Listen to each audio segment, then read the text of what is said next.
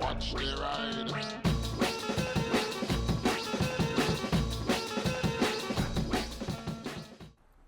Hey everybody, yeah, this is an odd one. I'm starting at Tesco's, not ending. By the way, I've been looking in this pasta salad. I think things are starting to evolve.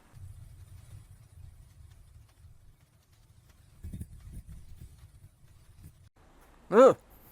So yes, this is going to be a bit of a rando updatey one because I have been very busy this past week and weekend. Perfect example of how scatterbrained my mind is and how much time seems to be flying without me realising. At the beginning of the week it was my mum's funeral, which I'm really happy to say went very well, as best as be expected. So yeah, that's happened now. The weekend, me and my brother and sister did a lot of sorting with the house, got rid of a load of scrap metal and stuff. Sorting through things, you know, it's still going to take months to get through it all, but you've got to start somewhere. So we've been doing that.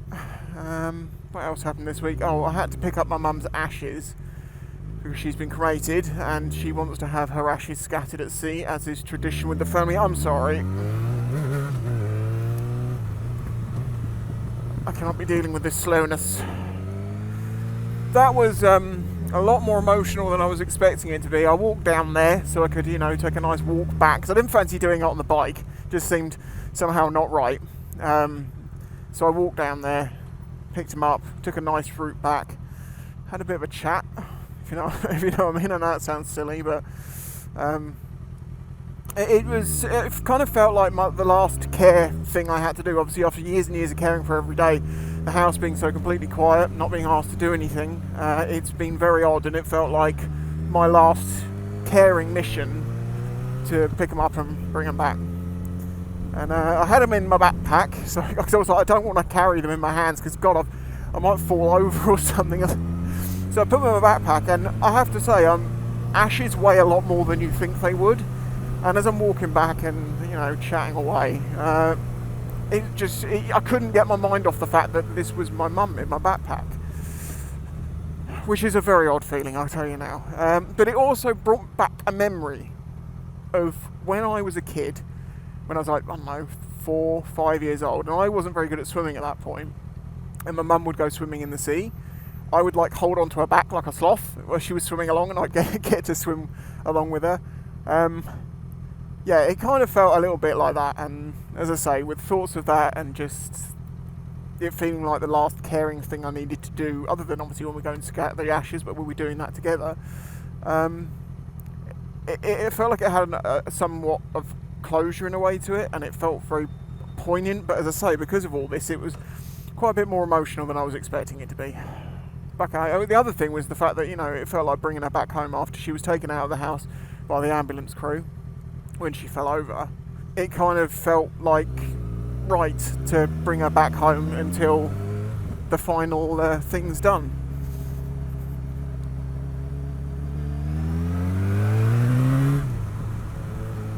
Do you really want this lane? No, didn't think so.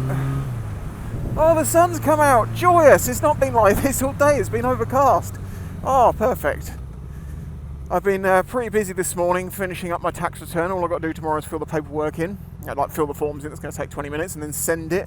And that'll be done. That's been a huge thing that's been on my brain that I know I need to get done. But there's been so much stuff cropping up all the time, and you have to really obviously have a good mind space to be doing that so you don't make any mistakes. Also remembering everything I need to do, like how to do the conversions, because if you earn money from the US, you have to put that into your earnings, but it has to be separated into foreign earnings, and then you have to take the HMRC's average conversion rate of the year that you're doing and convert the dollars into pounds so it makes sense. And remembering how to do all that, which it did all come back because I've done this now for years.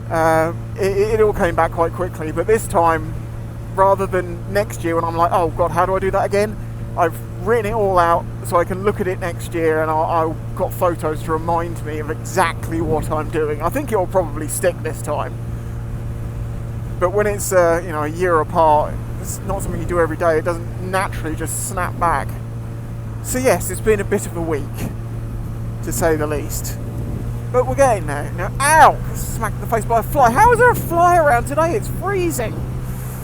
And it's been just over a month now since she died, so my brain's had quite a bit of time to process it, and we've been able to go through and sort out stuff that we need to know and have plans for the future and know what we're doing in the future and what we got to do in the next few months. Things are feeling a little bit more in control. I wouldn't say normal.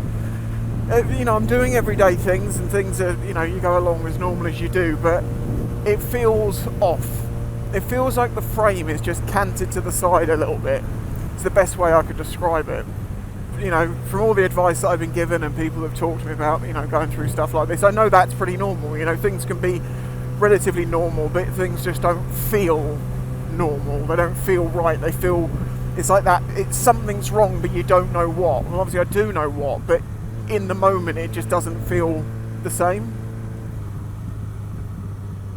So as I say, it's the process of grief. Now I'm quite good with the whole idea of life and death and all of that. I very much believe that without an end to life, there is no value in its existence. And also, one of we called her my auntie, but she wasn't actually an auntie. She was a family friend for a very, very long time who cared for one of my relatives for something like 50 years. It was ridiculous. She lived in with him. She never married, never had kids. She just did her job as a nurse and looked after people. And she was a triage nurse during World War II. And she taught me about, how they put coloured tags on people, and if they decided that you weren't going to be viable to try and look after, there's the cattle egrets again. God, they're just right there. That was it for you. And knowing 18, 19 or even younger, 20-year-olds were just, that was their story ended there because they were all too hurt compared to the other people around them. Like, her talking to me about that and dealing with that, and that taught me a lot about life at a very, very early age, and I've always been able to sort of deal with the understanding that we have our start and we have our end. Now, when someone's end comes too soon, that's when it gets really, really painful, obviously. And obviously I knew my mum was unwell, very unwell, but we really weren't expecting for it to end as quickly as it did, or from the way it did. She went in because she fell over and broke her ankle. But it was things that had already been going on, then, combined with it, and there you go. That's the story. Now, and obviously a lot of people feel like leaving messages of support and stuff like that, because people do hugely. Don't worry, I feel like I'm doing well. I feel like, I'm where I should be, considering everything that's going on. A huge part of the reason why I'm not nearly as stressed as I was before is because of all the support I got from new people. As I said, we were in a very difficult position, and now I don't need to worry about covering the bills until I start my new job, which is in a couple of weeks. Assuming everything goes straight. They've had some problems moving into a new warehouse. Solicitors slowing it down was a surprise there, but I don't think that'll affect what I'm doing necessarily. I'm not sure, but that'll be fine. Whatever. I don't need to worry about that side of it, and that is entirely thanks to you people. But also there was all the kind messages. As you'll see, I hearted every single one that I read. They really were very important. I think they did help me a lot. There was times that I was going through things, and if it was getting a bit much, I'd just go and have a sit for 20 minutes and read a few comments that were all quite positive. And that little process of doing some work and reading some comments, doing some work and reading some comments, they really helped me during that time. So again, as I say, thank you. I owe you guys so much, but I'll just keep making videos the best I can. Which brings me on to another point. If I said about doing live streams, that will come soon. It's at any minute of the day I get phone calls about stuff, and we're starting to get to a point now where we have more of a structure, and I know I'm not going to be disturbed, and that's where I need to be when I start doing the live streams.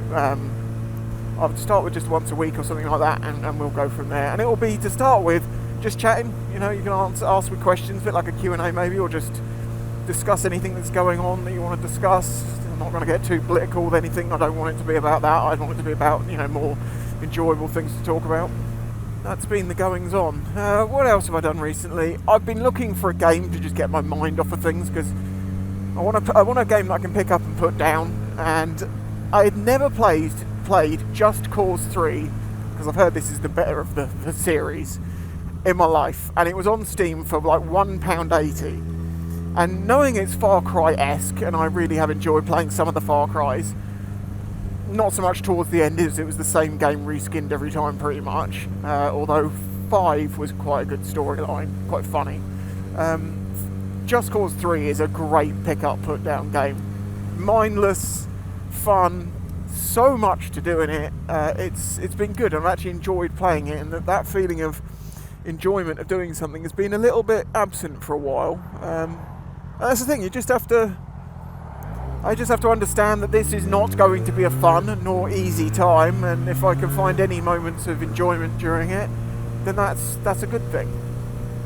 And if that's flying helicopters around Just Cause 3 and grappling goats into people, well, that's also fun. I do have some subject-based videos that I want to make, that the ideas come up and I need to sort of like get it in my head before I make the video. Because that's one of the things, a lot of YouTubers nowadays use scripts. They write scripts and they read off an auto cue and they just make videos like that. I don't. None of my videos are done like that. I will research the subject, I'll think about like everything I want to know about it, to the point that I know so much that it just flows out of me. And I don't have to think or structure or anything like that. Or sometimes I just think about like, I should talk about this bit first, then that bit, and that's as far as the scripting goes. The rest of it is just what falls out of my mouth, especially if I'm on a bike, because obviously my brain really is riding the bike and my subconscious is just spewing whatever comes out. I think it's a skill that us motovloggers have that is quite underrated, because, as I say, you take the auto cue away from many a YouTuber and they can't do the same thing.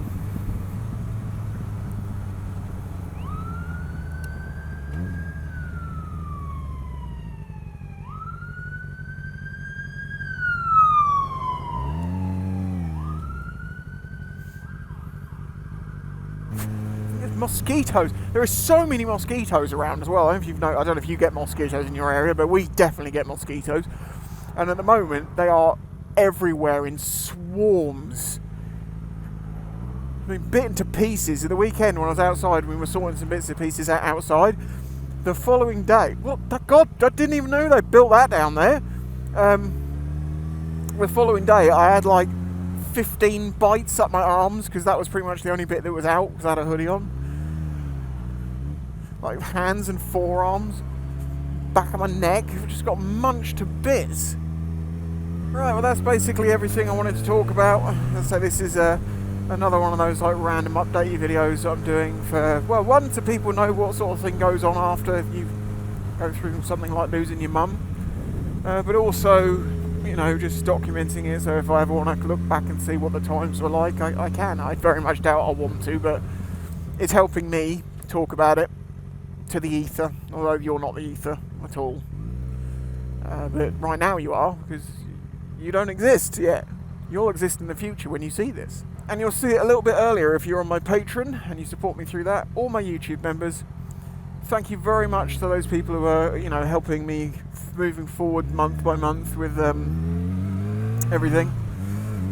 But I seriously want to make a massive thank you, to say again, to everyone who helped when I put that video up asking for help, and people helped and removed one of the biggest stresses, which I will be grateful for forever. I guess we're a few pages into the new chapter of life. I think a big chapter change will come when when we get our own place in some time to come, and I am looking forward to that. But obviously I need to get this job going well and feel really comfortable that that's secure. Not that I have a choice, but I want to feel secure in that, and then I think things will start to really build back up, and it will definitely be the new normal, and things will feel a bit more in line, if you know what I mean. Anyway, until the next one, bye bye.